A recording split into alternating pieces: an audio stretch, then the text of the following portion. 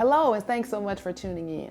So, no doubt about it, there are so many things that we can learn from watching the world's greatest golfers on the LPGA and the PGA tours compete at the highest levels. We can watch magnificently long drives, beautiful iron shots, wedge work, amazing putts, and everything in between.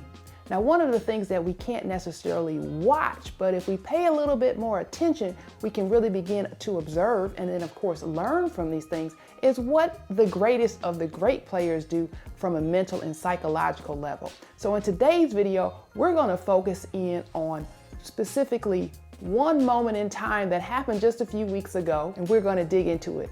So let's get to it. During this year's Masters tournament, we're talking about the final round on Sunday, Tiger Woods was approaching hole number 12 with the total respect that it requires and that it deserves. If you recall, this same hole served in many ways the defining point for him securing the beloved green jacket in 2019, and that was a win that was redemptive for him in so many ways, professionally, personally, and otherwise. But on this Sunday, hole number 12 turned out completely different, and not in a good way. What happened? Let's listen to Tiger tell us. Well, I committed to the wrong wind. You know, the wind was off the right for the first two guys, and then when I stepped up there, it switched to howling off the left, which in the flag on 11 was howling off the left, and I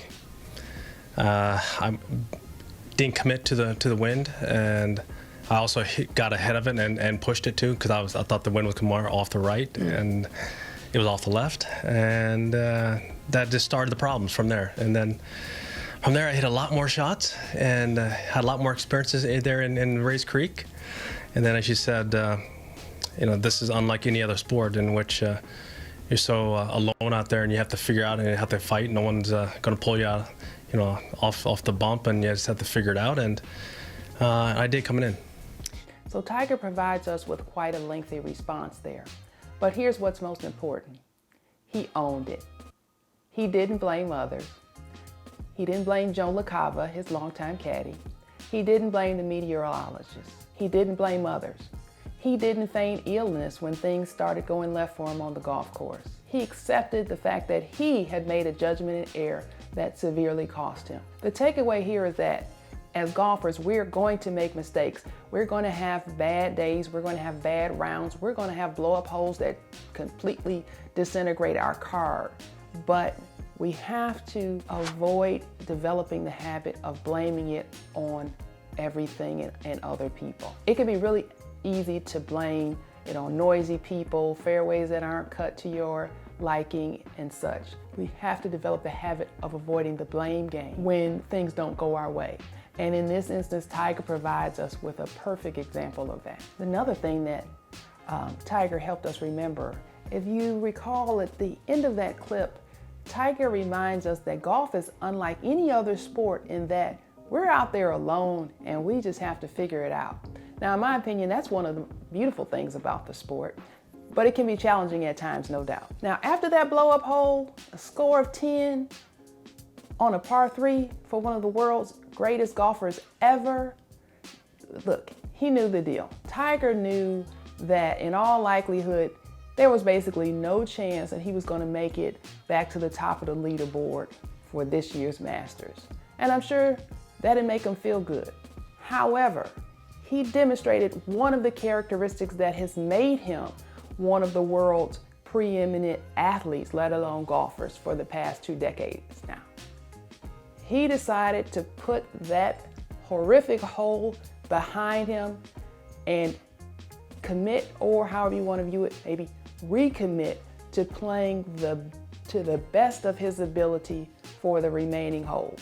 I mean, as you said, you know, as we've discussed here, it's not about the money.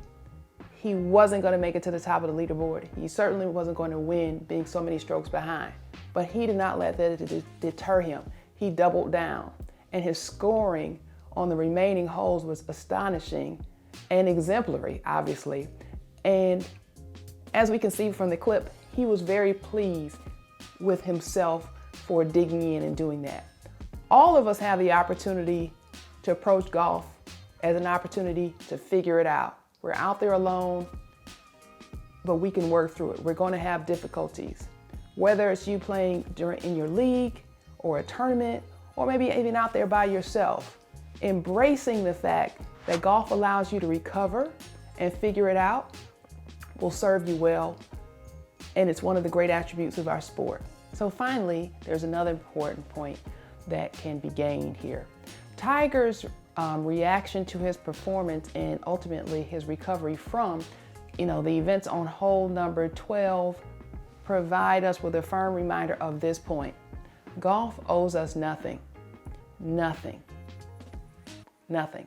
Now, as I mentioned earlier, Tiger has had countless moments on the course, that exact course, that have helped to cement his record and reputation as one of the world's greatest golfers ever.